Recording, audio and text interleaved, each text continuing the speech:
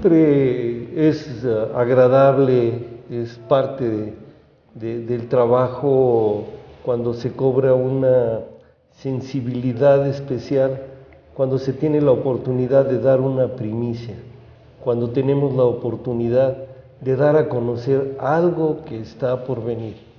Y en ese algo que está por venir, créanos que estamos hoy en un recinto importantísimo, en el Museo de la Casa de los Conspiradores, un lugar excepcional, una casa, bueno, plena, plagada de historia, en 5 de mayo 18. Es aquí casi enfrente de la Secretaría de Gobierno del Estado, en el centro de Querétaro. Y es aquí, en estos muros, en estas puertas, en estos espacios, donde se ha aprovechado todo al máximo, donde se ha dejado una obra lista para entregarla al pueblo de Querétaro. Pero no vamos a entrar ahorita tan rápidamente a los contenidos temáticos de este lugar, que son exquisitos, a las exposiciones temporales que ya alberga y que ya se pueden ver en la planta baja. Nos queremos referir a la historia, y nuevamente, Jaime, tú tienes la palabra porque tú eres el que has vivido aquí, el que conociste muy cerca de donde vivías, de los temas que te han apasionado toda la vida, del hecho de este Querétaro que tiene esa virtud de congregar aquella grey que nos da la posibilidad de una independencia y de otros movimientos sociales importantes. Es Querétaro, es este Querétaro que aún hoy sigue siendo vanguardia y punta de lanza en muchos aspectos. Pero nos decía el siempre bien recordado Modesto de la Luz Cervantes Sistos, hay que ver la historia con los ojos de aquel tiempo. ¿Qué era aquí, Jaime? Para ver la historia con los ojos de ese tiempo vamos a tener que remontarnos a los años 20 del siglo pasado. En los años 20, a finales de 1927, un gobernador, Constantino Yaca, tenía serios conflictos ya con la ciudadanía. Hay que recordar que ese año se aplica la ley de cultos de calles y todo esto vuelve a retomar lo que había hecho el ejército de Venustiano Carranza a unos cuantos pasos de aquí, la quema de confesionarios, todo esto. Cuando viene este conflicto, Constantino Yaca se va a México y ya no decide regresar. Siendo gobernador, ya no decide regresar. Y el secretario de gobierno era un joven abogado de 22 años, Fernando Díaz Ramírez, que yo conociendo algunos antecedentes y sabiendo que había cierta amistad y parentesco, porque Constantino Yaca Ramírez y Fernando Díaz Ramírez, creo yo que tenían parentesco. Y lo puedo afirmar porque Constantino Yaca era el padre de una de mis tías, casada con Nicolás Zúñiga. Entonces, cuando Constantino Yaca, ante la conflictiva, era un zorro, era muy astuto, decide ya no regresar porque estaba el agarrón muy duro entre Abraham Araujo y Ángel Vázquez Mellado. Eran 3 los contendientes, pero la pelea principal fue esta. Y sabiendo que Constantino Yaca, se puede decir, había usurpado el poder porque le había ganado las elecciones limpias el doctor José Siurov y se había posesionado del cargo, como lo hemos visto en un programa, con un golpe de astucia que llegó a la estación el tren y lo hemos visto ya.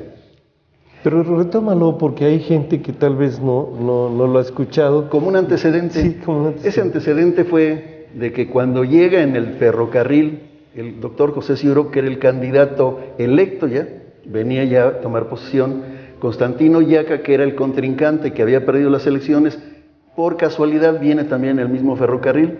Llegan a la estación y a la estación Porfiriana, el tren pasa, lo que era primera, donde venía el gobernador electo, se pasa hasta la estación de carga y Constantino Yaca baja de segunda con parte de su familia, muy numerosa, Y la prensa que había en esa época y las fuerzas vivas se dirigen a él, que lo ven uniformado de general. Entonces le dicen, oiga, ¿quién va a ser el gobernador? Le dice, yo. Pero ahí viene otro que les va a decir que es él, no le crean. Y en lo que el doctor Ciubrol llega de segunda a la terminal, pues ya se lo había comido, porque las fuerzas vivas se van a Palacio de Gobierno con Constantino Yaca. Con ese antecedente que pinta, en parte porque fue una vida muy folclórica, cómo era don Constantino Yaca, al final de su mandato, la gente, como suele suceder, antes eran cuatrenios, le empieza a cobrar al gobernador saliente, le empieza a cobrar todo lo que tenía de resentimientos. Entonces él ya decide no regresar y le dice a Fernando Díaz, que va a México a verlo, le dice, hazte cargo estos 30 días. Ese mes se aplica la ley de cultos, la cual estaba normando ya el número de curas en Querétaro, y empieza la efervescencia, y empieza la gente a voltearse a gobierno, y Fernando Díaz Ramírez, propietario de esta casa durante toda su vida, el resto de su vida, aquí fue su despacho, su morada, aquí crecieron sus hijos, Fernando y Almendrita. Entonces todo esto repercute en este joven abogado que se ve con el peso de un gobierno y una zona de conflicto muy seria, porque se empieza a gestar lo que era la Guerra Cristera, que se habían iniciado los levantamientos en 1926, y aunque en Querétaro no fue muy acendrado esto, gracias a que el jefe de la policía, el encargado de poner orden, guardó mucha mesura, se hizo de la vista gorda, no fue tan exigente, porque aquí no hubo fusilados. ¿Sabes aquí cuál fue el hecho más dramático ese año, en 1927? Que los queretanos eran muy guadalupanos, y era una fiesta aquí en la congregación, unos cuantos pasos de esta casona, 5 de Mayo, la antigua calle del Biombo. Toda la gente en el barrio de la Cruz, Santa Ana y parte del centro adornaba con farolas tricolores hechas con carrizo el frente de su casa. Y ese año, como estaba ya la represión, los sacerdotes habían salido, se habían escondido muchos de ellos, los templos. Se ocultaron, se cierran los templos, pero muchos los dejaron abiertos para que los laicos estuvieran haciéndose cargo de que la gente pudiera tener acceso. Ese año las farolas estaban con profusión, y así lo relata don Luis Begui Monroy, que como nunca se habían hecho farolas, como una venganza, una revancha con el gobierno. Y entonces el gobernador ya Araujo ordena que vayan los soldados, pide el apoyo a las fuerzas federales para que vayan los soldados con bayoneta calada a romper las farolas. Entonces iban 2 columnas de soldados embrazando sus Mauser y con la bayoneta rompiendo las farolas. Eso le cala mucho al pueblo. Todo eso lo estaba viviendo Fernando Díaz, como exgobernador. Pues, estando aquí de testigo. Como exgobernador a los 22 años, Luis. Sin embargo, creo que uno de los puntos de esta guerra cristera que más afecta a Querétaro, y corrígeme si estoy mal, Jaime, es que hayan puesto un templo protestante donde era puesto un templo católico. Eso fue en la época de don Venustiano, que el general Ciubrol y Federico Montes le entregan lo que habían convertido primero en una biblioteca que duró, Próspero C. Vega duró muy poco tiempo, y luego después lo entregan a los protestantes, que no les dura ni un mes el gusto, porque se levanta el pueblo, hay una piedriza ahí, serio conflicto, y después termina en Caballeriza, y se cierra San José de Gracia durante mucho tiempo.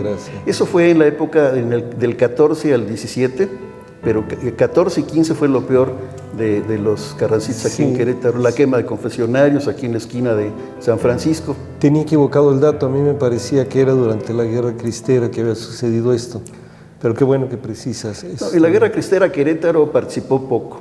Incluso la gente que conoce de esto consigna a una sola persona como cabeza visible, que era Agripina Montes, la coronela. La coronela. Era una persona que se levantó en Colón, Soriano, toda esa parte, con grandes contingentes de gente que empezó a manejar de Guanajuato, de Querétaro y parte de la sierra, de Xixú. Y me corregía Chucho Landaverde como cronista, él de Tequisquiapan, porque su madre fue comadre de doña Agripina Montes, la coronela. Y yo no sabía que esta persona durante muchos años fue la encargada de vender las estampitas ahí en la congregación.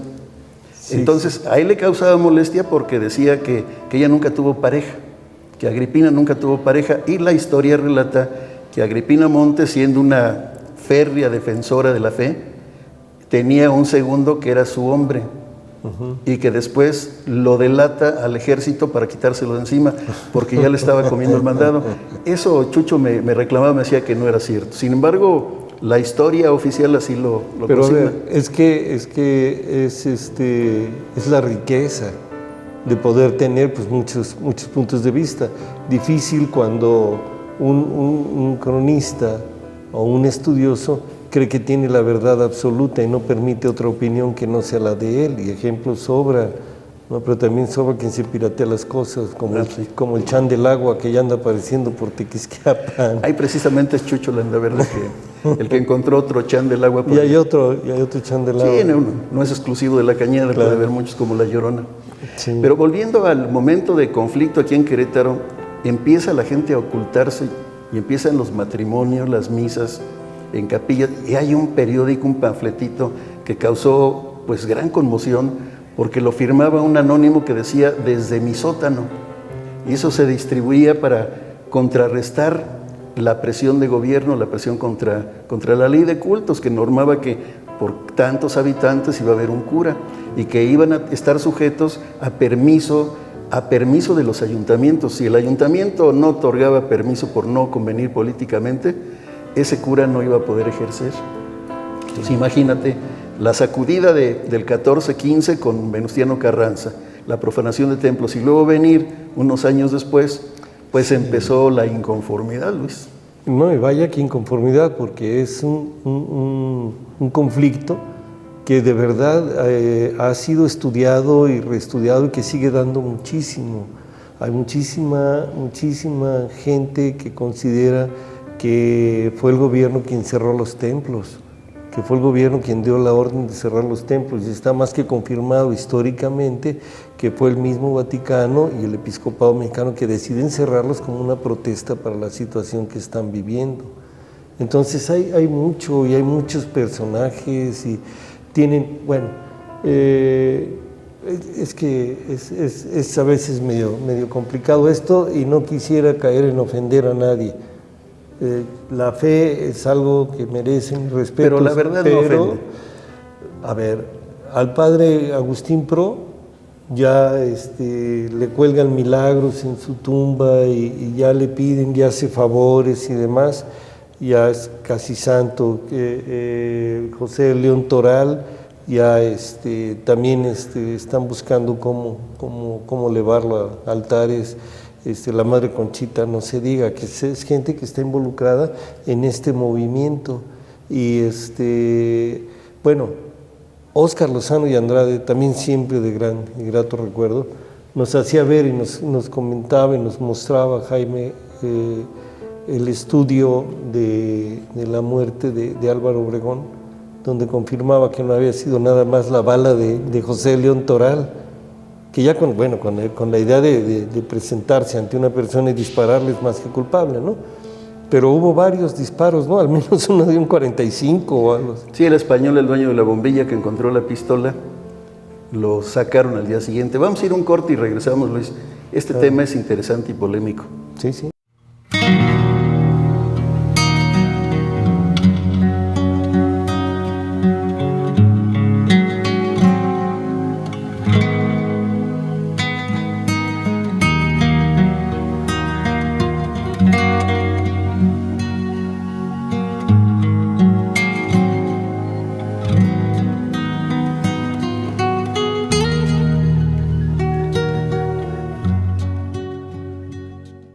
Y decimos que al entrar en esta casa, en esta bella casa, en esta casona de 5 de mayo 18, se abre un mundo que emana de otro, que emana de una familia que se conserva aquí, que prácticamente vive toda su vida aquí, tiene a sus hijos, el maestro y demás.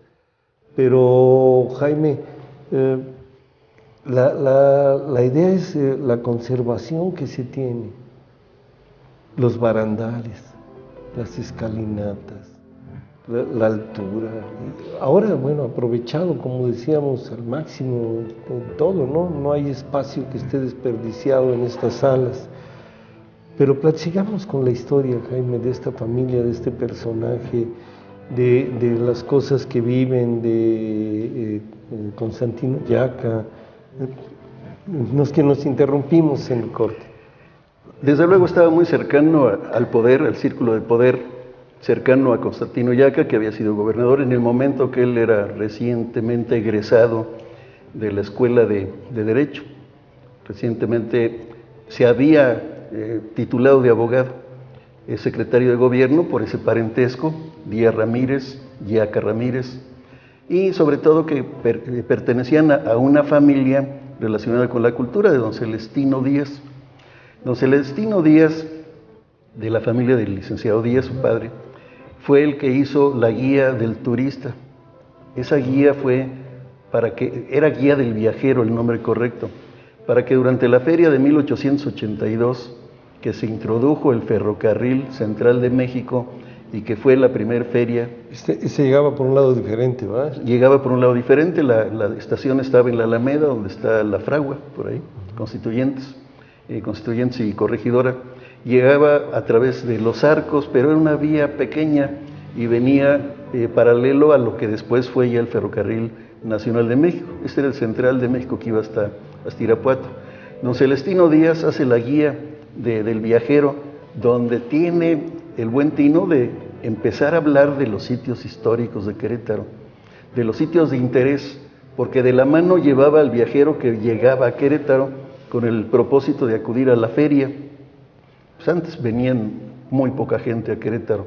Esa feria se desarrolló en lo que era el Palacio de Gobierno, en Ocampo y Madero. Ahí hubo 500 stands, les llamaban puestos, en esa época todavía no estábamos transculturizados, y se instaló también una planta de luz que fue la primera que funcionó en Querétaro, una planta de luz para generar precisamente para esa feria. La tecnología estaba llegando a Querétaro. Entonces don Celestino, relacionado con la historia, le transmite a su familia y entre ellos a Fernando, le transmite el interés por la historia de Querétaro. Y Fernando Díaz, como un abogado notable, empieza a hacer fortuna. Esta casa no era para un tinterillo, tenía que ser alguien que tuviera posibilidades económicas, que tuviera buenos ingresos. Y Fernando Díaz empieza a llevar negocios de gente muy conocida aquí, muy connotados, comerciantes.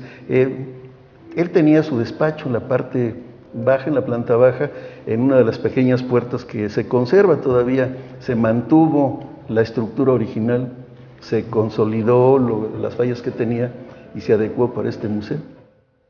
Frente aquí estaba uno de los sastres más elegantes de Querétaro, Luis. La sastrería de don Félix Ortega. Ahí se hacían sus trajes los ricos, hacendados y los políticos. Les quedaba cerca, ¿no? Quedaba Estaba cerca. en el centro. Era la Plaza de Armas, la Plaza del Poder, toda esta parte de arriba. El doctor Septién era vecino de aquí. La casa contigua, una casa preciosa, el doctor Septién, que sacaba a diario un carrito. Yo me acuerdo muy bien de un carro antiguo y lo paraba frente a la presidencia municipal. La Plaza de Armas estaba circundada por árboles, no se habían derrumbado, no se habían talado los que estaban frente a Palacio, porque eso fue en la época del gobernador Antonio Calzada para que se viera el Palacio, la histórica casona. Que tenía varias,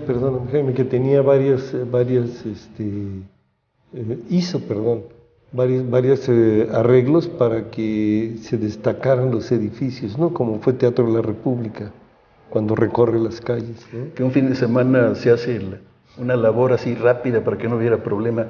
Y quedó bien una pequeña plazoleta ahí. La plazoleta de Mariano de las Casas también es de él. No, esa no es de él, es anterior. Es anterior, sí, a él, que también rescatan Santa Rosa, ¿no? La bella vista de Santa Rosa. Sí, ahí se derrumba, en la época de González Cosío se derrumban todas las pequeñas casas históricas, pero muy antiguas, y se le da la presencia a este templo con la belleza que tiene. Jaime, y estando tú, bueno, siendo queretano, conociendo la historia de tu estado, siendo alguien que ha vivido en esta zona, que la ha gozado durante todo el tiempo y que ha padecido y también sido testigo de los cambios que ha habido y que se han tenido. ¿Qué es cuando entras a un lugar y ves una recuperación como esta? Difícilmente entrabas a lugares como este porque eran casas particulares. Y aunque el licenciado Díaz era el abogado de mi madre, que le debo un favor que le solicitó mi madre, por él entré a la universidad cuando me corrieron los maristas. Aquí entré, no sé que no sepa, porque fue un tropezón que tuve yo por ahí. Entonces mi madre le pide que me inscriba en septiembre, las clases terminaban en octubre, y el licenciado Fernando Díaz es el que tiene a bien abrirme las puertas de la universidad. A pesar de que era el abogado de mi madre, pues entrábamos nada más al pasillo, al despacho. La parte de acá era la parte de intimidad familiar, y viéndola ahora, yo entré por primera vez hace unos días, viendo ahora, pues te imaginas cómo vivían, la amplitud. Y la sensación de encontrarlo con murales, con pintura, con textos, con manuscritos, con mapas, con uniformes, de la riqueza que está encerrando este lugar. ¿Qué te dice? Desde luego me tiene muy impresionado porque veo la calidad y sobre todo pues, el soporte histórico que tiene todo lo que estamos viendo y que pues, van a seguir viendo muchas generaciones, porque vale la pena. Esto siente un precedente museográfico que combina lo antiguo con el concepto moderno de la museografía, porque es una clase viviente que vas tú circulando. Sí, es didáctico. Es didáctico en el sentido que tú lo abordes, sí. Vas aprendiendo de la historia. Sí, y además se cuidó mucho, está al detalle, no es un trabajo así de la inmediatez o le pongo una mampara y ahí cuelgo una bandera. No, está estudiado. La museografía es exquisita, es extraordinaria, es rigurosa también. Entonces, creo yo que pues Constantino Yaca, el maestro, el propietario de aquí era Fernando Díaz Ramírez. Perdón por el lapsus. Y toda esta constelación de queretanos, pues el mejor reconocimiento que se les puede hacer es que estos lugares donde ellos habitaron, donde dejan también sus misterios, estos espacios sean retomados para el pueblo y sean retomados con tanta calidad como esta. El misterio, estas casas siempre están rodeadas de misterio. Claro que sí. Fíjate que lo que pretendemos nosotros es de que está el museo, pero estamos históricamente señalando algo que no he visto una placa que diga que vivió don Fernando Díaz Ramírez, rector de la Universidad Autónoma de Querétaro, prestigiado magistrado del Tribunal Superior de Justicia, gobernador, encargado del despacho, porque no era un interino, pero que fue todo un personaje de la vida de Querétaro, singular. Decía Sergio Díaz, su sobrino, porque yo un día platicando con él le decía, oye, ¿cómo describimos la risa tan escandalosa, estruendosa, la voz chillona, tipluda de tu tío? Decía, es que su risa era un rechinido, rechinaba, y hablaba en voz alta siempre, para llenar con su voz los pasillos de los colegios jesuitas, para recriminar a un alumno flojo que estaba fuera de horario, para enviarlo con toda precisión a la clase que debería estar, porque era un hombre que tenía en la mente toda la plantilla del personal, la universidad y el listado del alumnado, pero no solo eso, las materias que cursaba Luis. Se lo sabía todo. Se lo sabía todo. Era una universidad pequeña, 300 y tantos. De todas maneras, pero tienes un grupo y no te acuerdas de los nombres de 3, 4, 5 gentes que están ahí. Y llegaba más para aquellos alumnos que tenían la mala suerte de tener teléfono y se portaban mal, se sabía los teléfonos y lo reportaba. Aquí hay una leyenda, Jaime, que me llama mucho la atención y creo que es una parte fundamental de Querétaro, donde dice Querétaro, único corregimiento de letras. Cuando vino lo de la independencia, hubo algunos problemas, porque antes de esto, cuando se nombra Corregiduría de Letras, por una omisión, se les había olvidado Querétaro, cuando empiezan a hacer la subdivisión del territorio. Y cuando viene la Guerra de Independencia, era la única Corregiduría de Letras, y Miguel Domínguez era Gómez era el tercero, según recuerdo, puede estar en un error, pero el tercer corregidor de letras que había. Era un trato especial, pero que fue obligado por las circunstancias anteriores. Sí, y Miguel Domínguez, de verdad, que qué personaje, y Josefa bueno, no Josefa, ¿no? Sino la historia, como decíamos, la historia patria, es la que se encargó de sepultarlo, ¿no? De acusarlo de traidor y demás. Pero en estas salas es donde estaban las conspiraciones, Jaime. Aquí en esta casa, no sé, porque está en la calle La Cerbatana, que es Venustiano Carranza, el licenciado Parra, José María Sánchez, aquí en Pasteur, etc. Y los curas que muchas veces participaban en reuniones en la casa de aquí, de la histórica casa donde nació León de la Barra, en la parte del Andador Libertad. Entonces todo eso está lleno de historia aquí, y a unos cuantos pasos, Luis, en la casa del licenciado Setién, cuando el gobernador Camacho Guzmán adquiere esa casa y la empiezan a remodelar, el profesor Luarca me comunicó, fue por el que me enteré, que era el cronista de la ciudad, era el director del museo, que un albañil arreglando en el entresuelo un muro encontraron otro cuarto que está pegado hacia esta casa. Se ven unas ventanas hacia 5 de Mayo. Ahí había muchos documentos y el profesor Luarca los estuvo clasificando. Se enviaron al museo. Yo tuve acceso directamente a esa noticia por el profe Luarca. Se encontraron documentos que habían guardado de las casas reales en las casas de confianza, como era la del Conde de Regla, aquí enfrente, de Pedro Romero de Terreros, que poca gente sabe que el Conde de Regla, el iniciador del Montepío, salvador de muchos premios económicos, vivió aquí enfrente. Pues vamos a ir a un corte, Luis. Regresamos en un momento. Sí.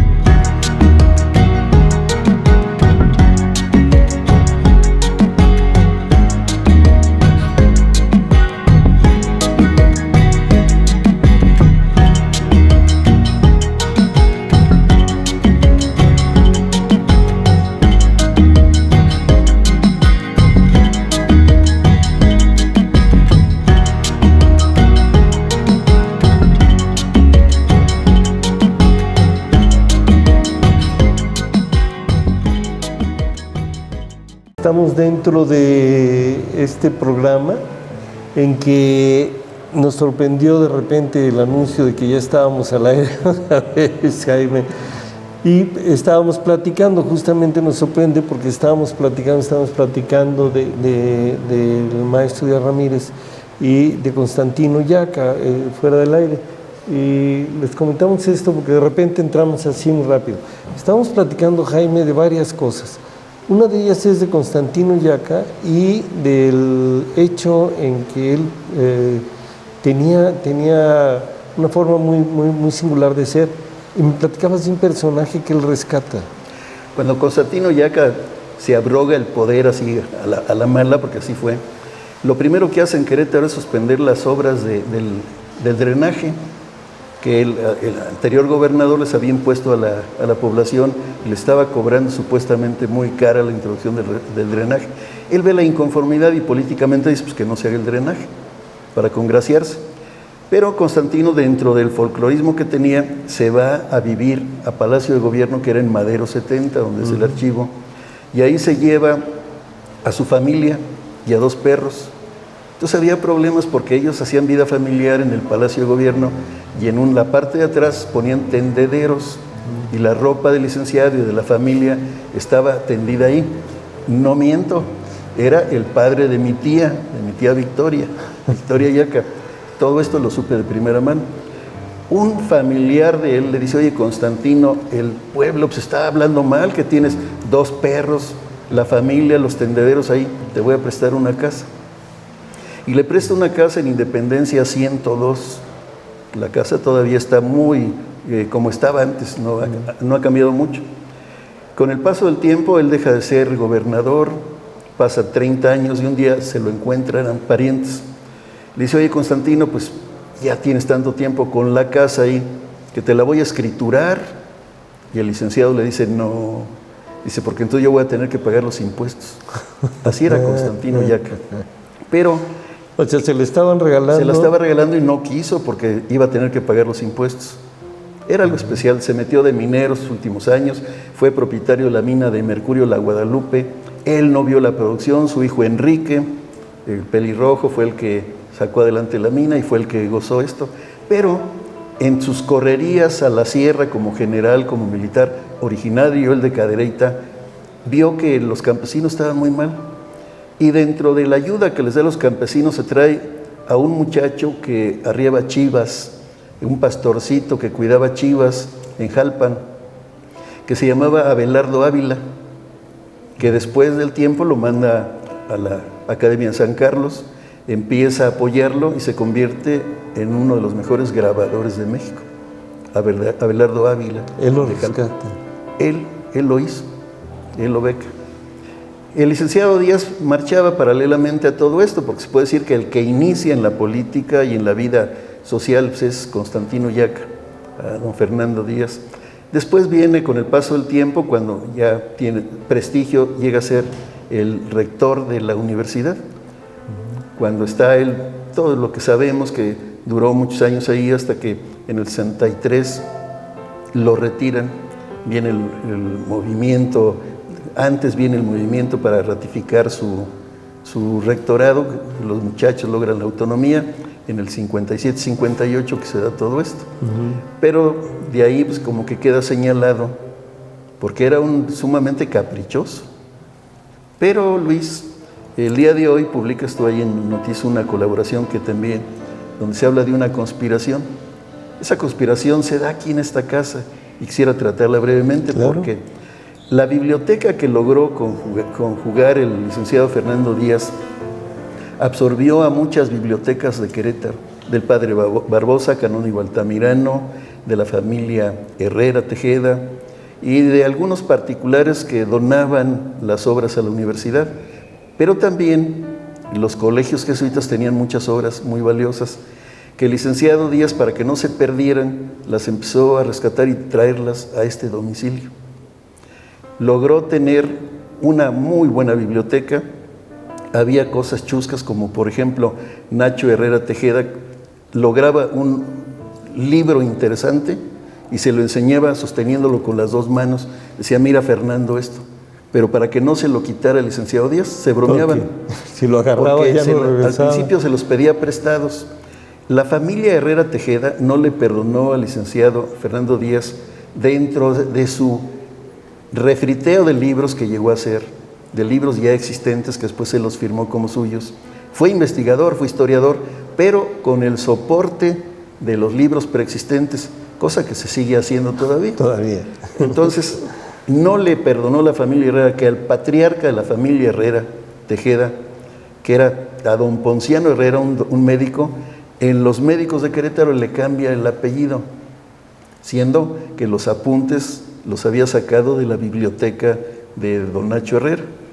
Entonces todo esto se da de que llega a conjugar una gran biblioteca que cuando fallece el licenciado Díaz, su hijo Fernando Díaz Reyes Retana, pues ve que era potencialmente económicamente muy redituable el venderla. Y empezó a ver quién la podía comprar. Hizo el intento para que el gobierno del estado de Querétaro se quedara con ella, pero fue imposible por lo que él pretendía. Entonces, con la premura que ameritaba el caso, porque era muy hábil también, había heredado del padre, pensó que se la iban a expropiar y la vende a Nuevo León. Esta biblioteca la compra el gobernador Martínez Domínguez y la dona a la Universidad de Nuevo León. Y es hasta la época de Enrique Burgos en que se logra microfilmar para regresar a Querétaro algo que era de los queretanos. Invaluable lo que se va ahí. Se decía en aquella época que la había vendido en $1,000,000. $1,000,000 en aquella época pues era mucho dinero. Pero esto sienta un precedente, esa conspiración para vender la biblioteca abre el paso para negociantes de libros y de documentos antiguos que ven con voracidad que tenían un valor comercial. Claro. Y antes de la muerte del maestro, tú correteabas en estos techos, tú andabas por aquí jugando. Pasteur 12, mis primos. Pasteur 12, Lara Zúñiga. Los Lara Zúñiga. Que platicabas una escena un poco lamentable o un poco consternadora para ustedes que lo conocían, ¿no? La casa de Pasteur 12, la de mis primos de la familia Lara Zúñiga, es la casa más amplia de toda esta manzana. Está desde la calle de Pasteur con Libertad y llega a la parte posterior de todas estas casas. Tiene un tercer nivel, aquí está la casa de Cala pegada a esta, se ve la construcción, y la de mis primos un poco más rústica, que incluso en una época funcionó el teatro Tefi, que después se llamó Rafael Camacho Guzmán. Es la más grande, hasta un teatro había ahí, sótanos, túneles, todo lo que hay ahí. Mis primos iban a Acapulco, mi tía no se daba cuenta, 8 días después llegaban, así de grande es la casa. Cuando andábamos en nuestras correrías fue impresionante porque uno de los primos descubrió y después nos dijo que viéramos cómo estaba el maestro, porque lo conocíamos vigoroso, con aquel vozarrón, y para mí se me grabó mucho verlo en el patio posterior aquí, en el último patio de la casa, con un nieto, hijo de Almendrita o hija de Almendrita, en los brazos, como abuelo, con una ternura, arrullando al nietecito y cantándole el himno nacional. El patriotismo del maestro hasta sus últimos días se vio. Una escena que a lo mejor la familia, pues desde luego los cercanos lo conocieron este hecho. Poco tiempo después supimos de su fallecimiento y pues realmente dejó muchas obras escritas, la historia de Querétaro, todo lo que de las misiones, que me hiciste favor de obsequiarme, todo lo que escribió durante mucho tiempo, que sirvió de un referente para otros historiadores, pero que siguen esa misma cadena, la misma cadena de que él aportó algo, pero se basó en algo ya preexistente, y ya después lo han ido pues adoptando como propio muchos contemporáneos. Sí, es una pena. Sin embargo, hay otros que sin hacer tanto ruido están haciendo un gran trabajo, como Mina Ramírez, Minita, que está trabajando durísimo con Santa Clara, y otros reciente, estoy leyendo un libro de ella sobre los retablos y los retablistas. Qué interesante, qué cosas está aportando, qué maravilla. Es un buen trabajo que está haciendo ella. Querétaro, ciudad culta, a través de la historia siempre se ha significado como ciudad culta. Ha habido sensibilidad, y qué bueno que cuando existen las posibilidades, los gobernantes dejen algo. Claro. Porque un particular, de no ser el poderoso Carlos Slim, es difícilmente que se preocupen por esto. El señor Slim en México ha hecho mucho, en la capital, rescatando mucho, pero en provincia no hemos sabido mucho. Sí, no, es poco bueno. Se necesita que haya una gran sensibilidad. Miren, ya estamos en otra administración, pero las cosas no se pueden borrar, no se pueden quitar de plumazo. Y tenemos grandes rescates. Hablábamos del rescate de don Miguel Domínguez, ese rescate que hace Modesto considerando. Hablamos del busto de doña Josefa, que estaba en una bodega abandonada, de mandar a hacer un busto, de lo que se hace al enderezar la historia con Ignacio Pérez, que el caballo estaba al revés por una anécdota de Loarca. Y son varias las actividades, ya se nos echa el tiempo para este corte, pero Jaime, ojalá vamos a tener ahorita una entrevista con Crisanto Frías y después ojalá podamos tener otros programas en este espacio. Y ojalá se tenga siempre la mente abierta para aceptar la historia y ver que hay muchas variantes dentro de lo que conocemos y que se pueden dar aportes como lo que está aportando aquí. Muy bien, pues vámonos a un corte. Regresamos en...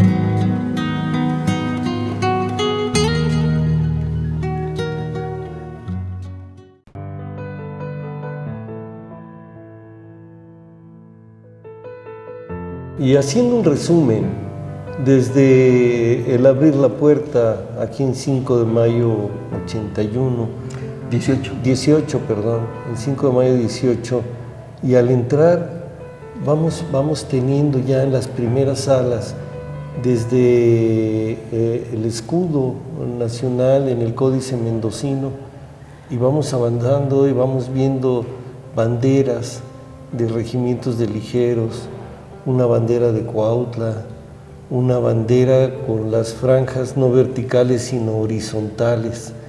Vamos viendo en este incipiente recorrido así de memoria, vamos viendo lo que era la forma para escribir, las piezas que se hacían, las medallas, las fundas de las pistolas. Encontramos, y esto hay que destacarlo tal vez, Jaime, encontramos presencia masónica. Está un mandil y está un collarín del rito no, es mexicano, del rito nacional mexicano, bordados de una manera bellísima, y es que no podemos desvincular la masonería de la lucha a la guerra de la independencia. Pero para todo esto hacemos un resumen, es un preámbulo para hablar con Crisanto Frías, que es el coordinador de este proyecto, que es quien ha estado pues al tanto y a cargo de museografía, de toda la parte de la producción, de la pintura, de esto que es verdaderamente extraordinario. Es una experiencia de vida poder estar aquí, tener el privilegio de entrar a estas estancias donde se forjó una nación. Muchas gracias. Crisanto, bienvenido. Gracias por estar con nosotros. Crisanto, es arte pura, pero con un gran contenido y soporte histórico. Porque todo lo que está plasmado aquí tiene un fondo histórico, tiene un contenido histórico, y desde luego es novedoso, es innovador, y viene a ser diferente a lo que conocemos, por ejemplo, en los otros museos. ¿En qué consiste esto? ¿Cuál es el cambio y por qué? Bueno, muchas gracias. Creo que tu apreciación es muy correcta. Creo que lo que tenemos aquí, lo que quisimos en esta sala, es por medio del arte, por medio de estos recursos que nos da lo visual, principalmente, para poder transmitir un mensaje. Lo que hicimos fue, o lo que creemos, es que es una museografía construida en base a murales y en base a pintura sobre todo. Digamos que quisimos que la pintura fuera quien transmitiera el mensaje, la historia que estamos contando en estas salas. Está dada principalmente por un recurso tan antiguo y tan novedoso como tú lo dices ahora, porque es extraño que sea a la vez las dos cosas, quien se encargue de transmitir la información y de incentivar a nuestros visitantes a conocer la historia de México, específicamente la historia de Querétaro. Y se cumple con el objetivo del muralismo mexicano, ¿no?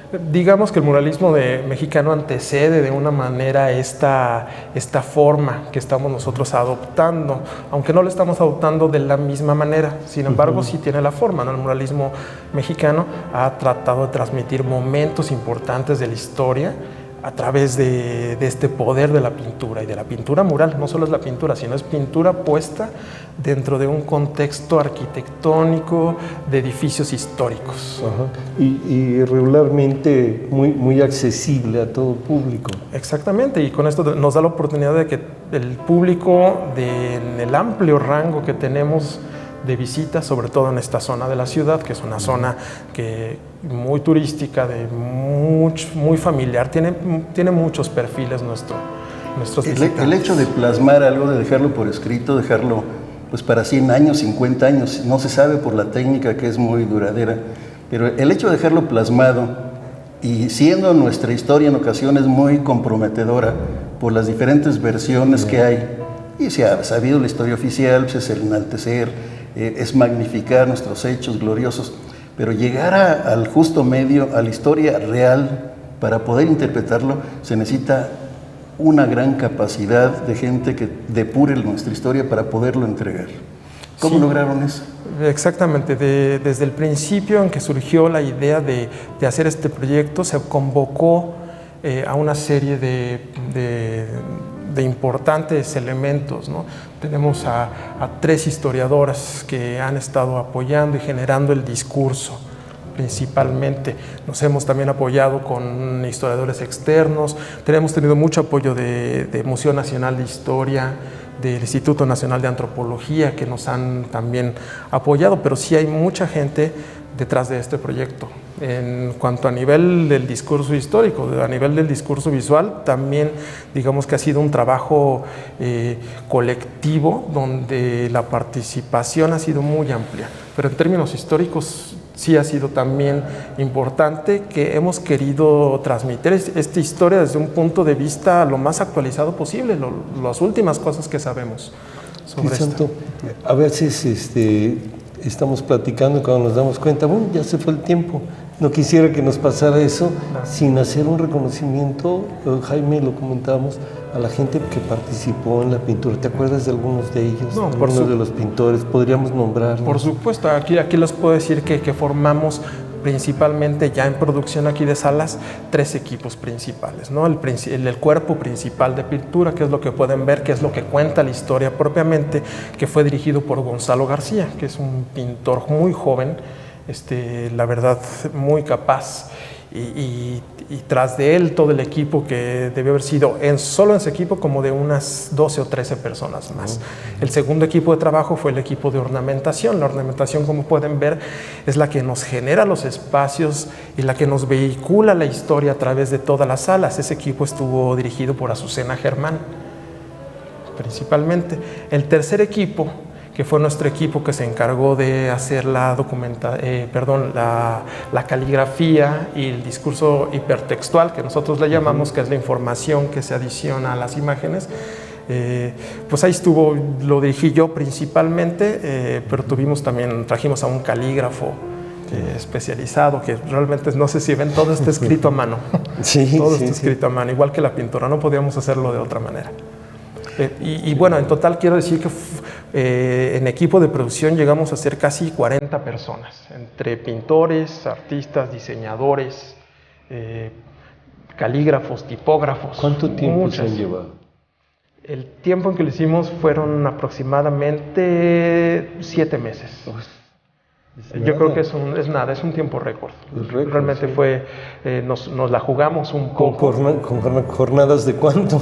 Con jornadas empezando por 12 horas y terminando con turnos de 8 de la noche a 5 de la mañana. No, sí fue un trabajal. El reproducir planos, documentos, incluso con la coloración original, o como el plano que tenemos aquí a nuestro costado, con el detalle.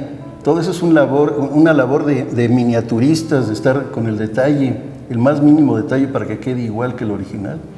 Exactamente, usamos varias técnicas, ¿no? En cuanto a lo que te refieres, usamos la copia directa como tal, usamos la reinterpretación también, la apropiación, para poder nosotros disponer los elementos de una manera, digamos, certera, para poder explicar nuestro discurso histórico.